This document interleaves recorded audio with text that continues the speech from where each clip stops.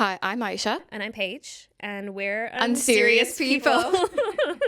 Can you tell we've not done this before? Yeah, episode 1, the podcast where we talk about pop culture like it's not that deep, even when sometimes it kind of is. I love you, but you are not serious people. And to kick things off, I think kind of aptly, because we both have been so deep in this fandom for so long, we're about to sound like haters. But Harry Styles announced a lot of things this week. As always, he goes off the grid for about 4 years and then you can't look away from your phone for even 5 minutes. I literally this week have reverted completely to who I was, like an early 20-year-old with One Direction. Let's go back to how long have you been listening to Harry Styles? I've been there since day one. Day dot. X Factor days. Yes. God, I remember the X Factor. I remember like waking up to watch their live stream. I watched One Direction open for Big Time Rush. Nice. Oh my God, I wasn't that. You were like one step ahead of me. I was there. I was like boots on the ground. I met some great friends. Like even now, I just think about like the group chats I have with people that I literally just met through Harry and One Direction. And these are friends that I've then had like for years and years and years, and we met through just a common interest. Is it really any different then? Is it because it's a boy band?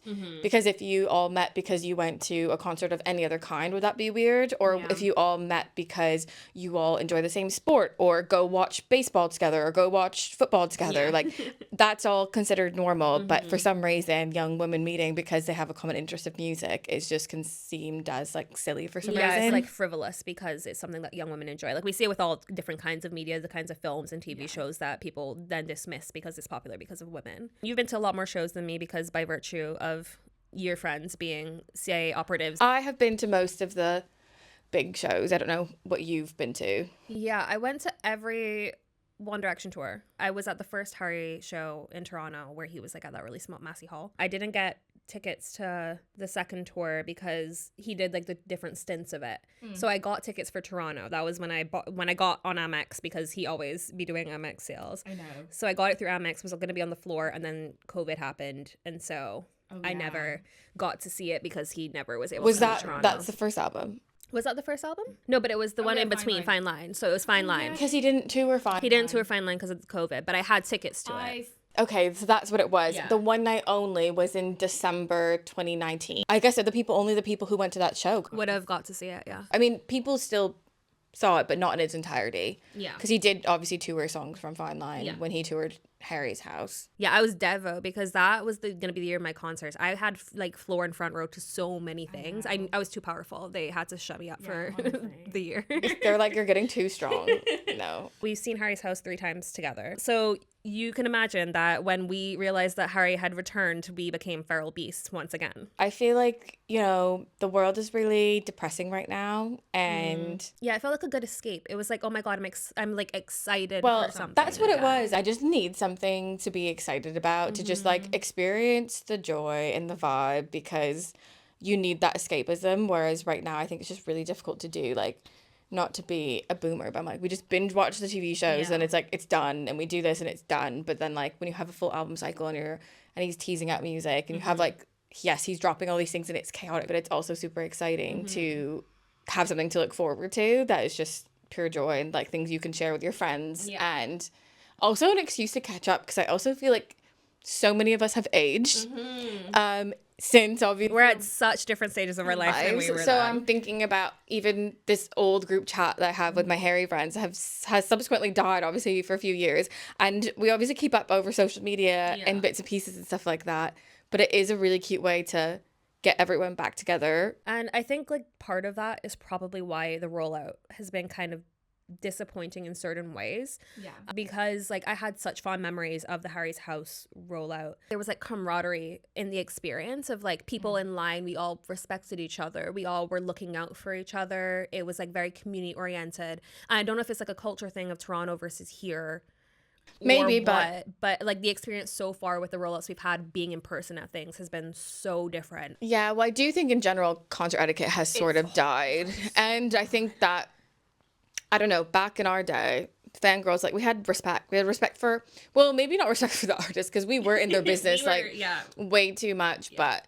that was because we grew up with just like unsupervised internet access. So I just don't think we understood boundaries in any way, shape, or form, even with ourselves. We had respect for each other, and I just remember like queuing, like I would rarely see arguments when people were like queuing up, and camping culture wasn't so intense. It was like, you show up in the morning of, we need to ban phones. Or I saw at the Eras tour, they were like forcing people, they couldn't hold it above their head. They had to hold it at face, which I think should be the case because that's also especially in pit. It's so annoying. Like I'm then watching the concert through my phone, but the whole point of being in the pit is to be close and be immersed. It's like the energy of the pit is like what you go for, is to just like throw ass, dance, scream the lyrics, because these are the people who want to be as close as possible. If he's putting out this like disco album with dancey beats, fingers and y'all crossed, are not dancing, we're gonna have to have a conversation about like pitching a tent at Barricade and not bringing the vibe. Part of the rollout this week was he did a listening party in 6, 7, I don't remember how many countries, but he did a rollout of like listening parties from specific times that he announced the day before. And we decided we would just try for London because we both had meeting free afternoons, so we were like, let's see if we can get this done.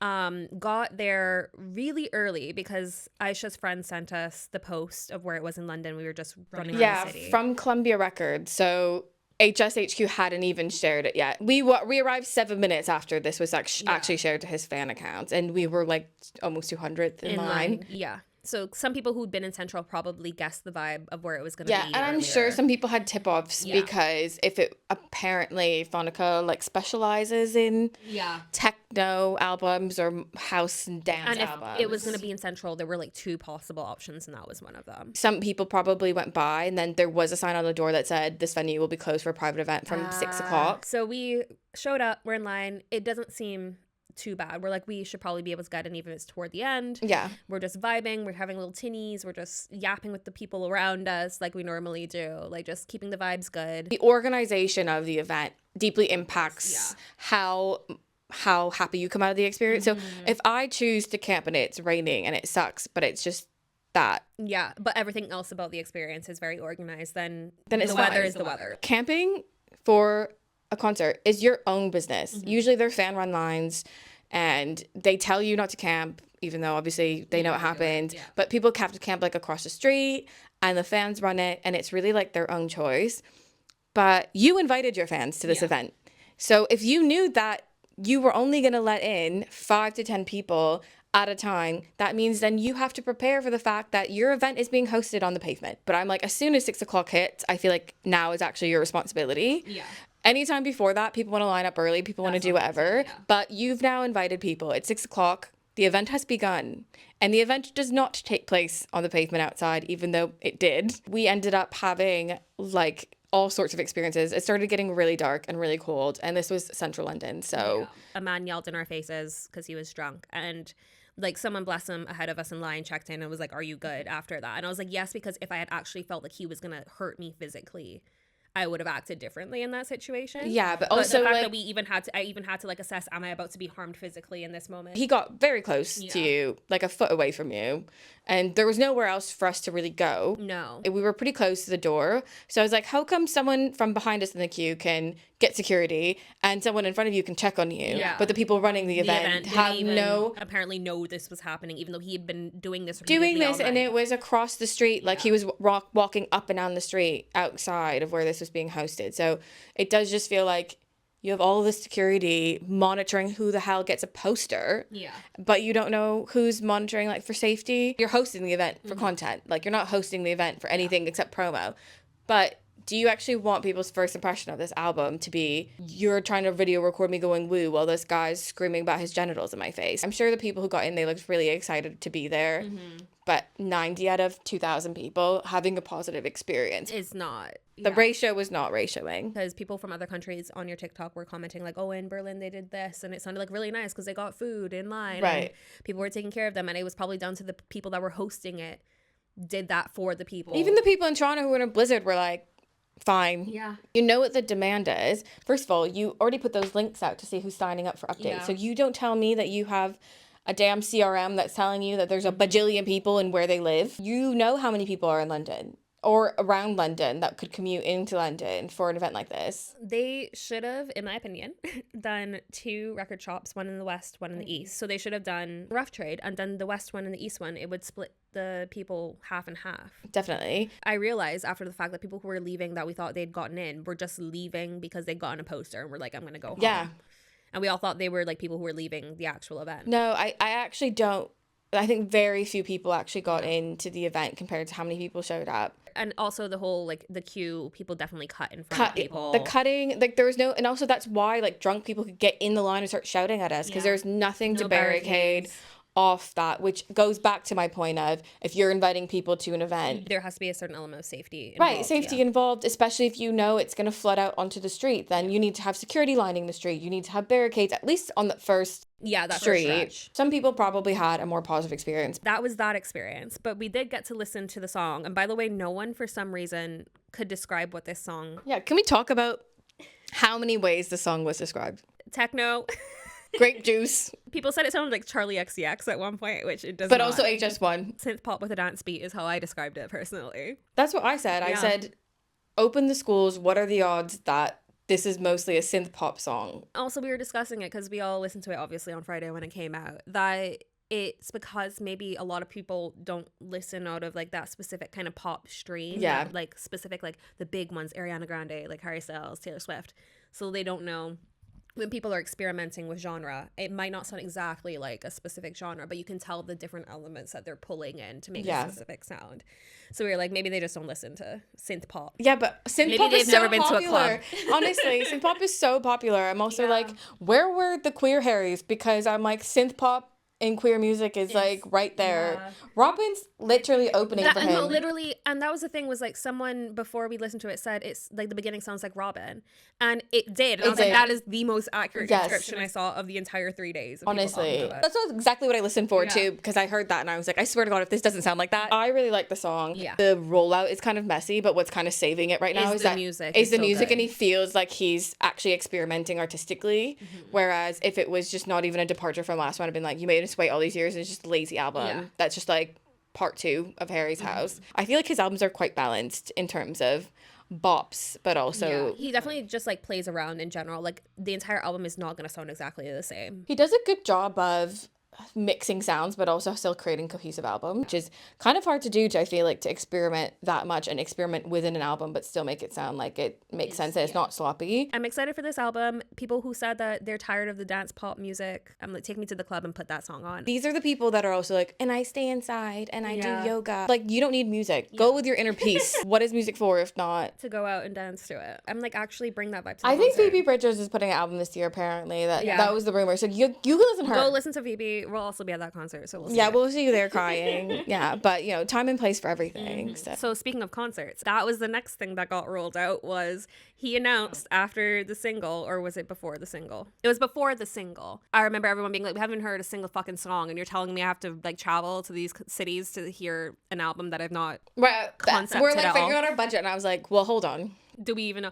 I mean, even if I'm not 100% into the album, I'm going to be there for Harry Styles. That's true, but I was like, that might make the difference between maybe a lower bowl versus like... No, that's fair. I also don't understand how people are figuring these things out in the WhatsApp thing, because I'm not sitting in there texting random emojis or random words. Well, these are the people that talk to ChatGPT. That's true. Maybe we're of a generation. We're too old now for these rollouts. We're like, I'm texting my friends. People have been texting random shit, and then they would notice, oh, if you put this city, it says see you soon. I signed up for you to text me, not for me to text you. I'm not checking these things. Right, like what? I literally thought it was a pop-up because I was thinking there is no way that he's only touring these cities. So fair, because it was like 6 cities. I had hope because everyone in Toronto was like, no, like it's not. It's working for Toronto. It's like maybe it's. I was like, because sure he did a listening party there. Why would he not be doing a show? But the complaints were that he's going to what, 6 cities? I think it's 6-ish cities, and then doing quote unquote residencies. He announced 6 shows for London, 6 for Amsterdam. That's all for Europe. Bring back Leave America. When we get to MSG, I thought you were like making a joke and exaggerating the first time you said it until I looked at the actual poster. No, he actually 30 nights. I was like, he's got 30 nights there. And Paige was like, haha, yeah, he must. I was like thinking maybe he had like 2 weeks worth. no, I was like, literally 30 nights. We should have expected it because he had like what 15 nights at MSG last time. You're kicking off your tour like that? But the thing that I saw online that I remembered us talking about when we went to that one MSG show was that he's friends with the owner. Yeah, he is. Yeah. He's got like that. He's got a whole banner up in there honoring him. It's like it was just like the choice of doing 30 nights. I'm sure he's gotten some fantastic deal or something on his end in terms of like whatever expenses. So there's a lot of discourse happening in this tour, and there's a few points that we were saying. Yeah. So we should probably preface this by saying we will see you in the Ticketmaster queue tomorrow, ladies. We'll be fighting for our lives. So don't take us the wrong way when we get into these points. However, 30 days in the USA, in the state that it is currently. Yeah. Also, having to get people to travel within the US and encouraging fans indirectly to fly to the US when a lot of countries are currently boycotting the US. So this is when the unserious people become slightly serious. I just feel like we talked about camping, we talked about safety. Yeah. Even today in the news, we're seeing all kinds of violent stuff happening in the US. It's kind of giving hosting a residency in Nazi Germany. And that's not to say if you're like American and you're a fan that you don't deserve to have shows. But I think by touring this way, if everyone kind of had shows, if he did a normal kind of world tour, even if he just told us now that these dates were coming later, I think it would discourage people from, one, overspending, two, flying all the way to the US when people are getting like their detained, passports wiped from the system, like people traveling on visas. I was like, your fans are also young people who might not actually think it's that deep. You know the camping culture. So then you've got people on the streets in the US that you're encouraging thousands. And then you also are widely advertising this. And people also widely advertise it on X, on Instagram, but how long the queue is, taking pictures of the queue. It just feels like you are just hand delivering a queue of people that could be that are outside, vulnerable. Many of them probably in cheap hotels, nowhere to go, or doing what we did for the Eras tour, which is just showing up and spending the night and then trying to train back the next morning, early morning or whatever it is. It doesn't feel like the right choice, and I wondered how long ago he'd locked in those 30 days. Artists like Bad Bunny saying he's not touring the US because he knows that his concerts would be targeted by ICE. He's just not touring the US. And he's willing to do that. I do think even just a disclaimer of there's more dates coming. Yeah. So chill. It's gonna, like, your date will come. Because like you say, it like brings up like a false sense of urgency. Right. Like, these might be the only dates. We don't know. Like I saw a lot of people being like, you can say there might be more dates, but you don't know for sure. And I'm like, well, that brings us back to the original point, because I can guarantee he just wants to be like sold out 30 days at MSG in one day. Whatever happened to buy a ticket going to a concert? Yeah. And it's also because people make the really good point that we're not in the economic state as a world where you can announce a tour 2 days before tickets go on sale. That's the other point. I'm a grown adult with credit cards and I will figure it out, even though that's highly irresponsible of me. The Eras tour was probably the most recent tour that was like one of the big ones. Yeah. And I just think like, okay, but she had 3 sets that she was moving, and then her team was like driving ahead to the like next weekend. So it made sense that she would need to stay for a certain number of days for it to monetarily make sense. And also that her tickets are going to cost, because she had big screens, she had special effects, she had wristbands. I was like, I've been to a Harry. Have y'all been to Harry show? Very. He doesn't even have on the stage. He doesn't even have a cordless mic. This man's operating on an extension cord microphone, and he's going to be charging us. There's a setup cost involved. So when he's camping out himself at MSG for 30 nights, what does the tour cost look like? Because you've got a friend, by the way, who you've done a deal with, who owns the place. You don't have a set, like, and we're thinking Chapel Roan with her massive set. Like, we're entering an era of artists who are artisting. Maybe the residency setup will lean into the fact that he can do more. Yeah, maybe it'll be, like, slightly better priced because he... Right. Either better priced, or that he'll be able to, like, actually, like get a wristband, do this, do that. Like, so many artists are doing certain things that make you feel like you're either like immersed in there, or you're actually watching art happen on stage, and that justifies the cost. But just to be like, I'm Harry Styles and I can charge this much money because the girls are gonna pay whatever. The girls are gonna girl and pull out the Amex. Like, I don't know. Like, fine, you are entitled to do that. We're in late stage capitalism, but I think I get a bit judgy when that's the case. It's no shade. If you can afford going to that many Harry shows, that's fine. Go for it. If I could afford it, I would be there. Like, but go and have fun. Yeah. Like, please, just for the sake of the vibe. And like, that is the one thing I will say, like, going into this, if you're going to one of these fucking shows, just bring the vibe. It is never that serious. I know wanting to be right at the front, because we tried to do that when we were in New York. Yeah. But it's almost worse because then you're just stuck in that position. Like, go to enjoy the show, not to be like, I was front row at Harry Styles. Like, get your videos and then at some point put your phone away and just have fun. And actually experience the show. And like, remember, everyone in that pit is also there to experience the show. Just because you want to be ahead of them to get to the barricade, just like have a little bit more etiquette in how we treat each other. And actually think about the people around you. Think about our intention of why we're going to the concert. Yeah. If it literally is to take videos, like, please just go pay for the ticket at the very, very front in the corner up there. Yeah, pay for your VIP ticket so you get let in before everyone else, so you know you're going to be front row and you're not fighting in line. And keep your phone at face level and let the rest of us, like, dance it out. Yeah. But when I went to the freaking 1975 show in December 2022, bopping around, jostling around, was literally we were throwing our bodies around because we were all there because we just loved the music. And that's why you should be camping out, is because you love the music so much that you need to be as close to the artist as possible to have that experience. Doesn't need to be orchestrated. Record your favorite song and then move on, because these videos are just, like, not gonna matter. Also, record a verse and a chorus, not the whole song. Especially not if it's aperture. That shit's 5 minutes long. You better not be holding your phone up for 5 minutes. Also, like, what is he actually going to be singing that you need to be recording? And also, that stage is massive, especially in London shows. Oh, yeah. You are not going to be able to record him for 5 minutes because he's going to be running around. Yeah, so let us know if you're going to see us. Yeah, the London dates is what we're trying for. We don't know exactly where or when, just somewhere, sometime. Maybe us making this episode ahead of the Ticketmaster war, the universe will curse us. We might be humbled real quickly. And on that note, let us know your thoughts on anything Harry that's happened. By this point in time, you'll know if you've had tickets or not. So let us know if we'll be seeing you and how that experience was, because future us, tomorrow us don't know what we're about to get into. Good luck to us, and good luck to everyone out there.